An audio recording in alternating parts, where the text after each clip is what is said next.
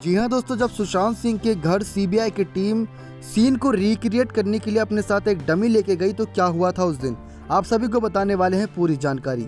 दोस्तों, सुशांत सिंह के अपने ही जान लेने के मामले में कई सवाल खड़े हुए। कई ने कहा कि सुशांत का कमरा और जो बिस्तर की और पंखे की ऊंचाई थी वो इतनी नहीं थी कि सुशांत उसमें आसानी से अपनी जान ले सके। अगर उनको लेनी थी जान तो बिस्तर से लटक के, यानी कि बेड से अपना पाँव लटका के और अपने आप को हवा में झुलाते हुए तब लेनी थी। लेकिन कईयों ने सवाल खड़े किए कि जैसा सिद्धार्थ पिठानी और अन्य जो वहां पर चश्मदीद गवाह मौजूद थे उन्होंने जो देखा, उसके अकॉर्डिंग इस बात पर स्वीकार करना काफ़ी मुश्किल था कि उस हरे रंग के कपड़े और उस बेड की ऊंचाई से ही जान ली जा सकती है। तो ऐसे में सीबीआई टीम के सामने बड़ा सवाल था।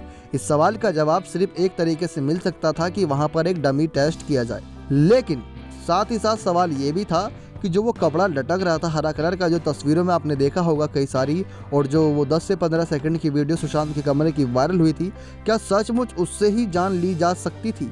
आखिर वो कितना वजन उठा सकता था? क्योंकि सुशांत काफ़ी हष्ट पुष्ट थे, हेल्थी इंसान थे, तो वो कपड़ा फट भी तो सकता था। लेकिन आखिर ना ही कपड़ा फटा, ना ही पंखे की जगह पे कोई भी स्क्रैचेस या कोई दबाव आया। तो फिर जांच का शक जो बना हुआ था उसको दूर करने के लिए सीबीआई टीम गई, वहां पर उन्होंने डमी टेस्ट पूरा किया।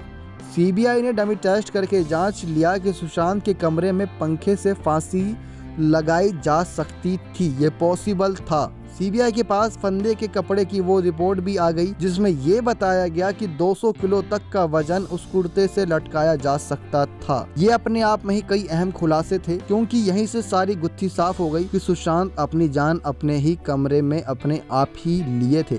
और उसके बाद इस पर कह सकते हैं कि जले पर नमक छिड़कने वाला काम एम्स की रिपोर्ट ने किया, जिसमें उनके विसरा की जांच के बाद ये सब कुछ सामने आ गया कि सुशांत अपनी जान अपने आप ही लिए हैं, जिस पर सीबीआई भी मुहर लगाने के लिए राजी हो गई थी। नेक्स्ट 9 लाइफ की रिपोर्ट।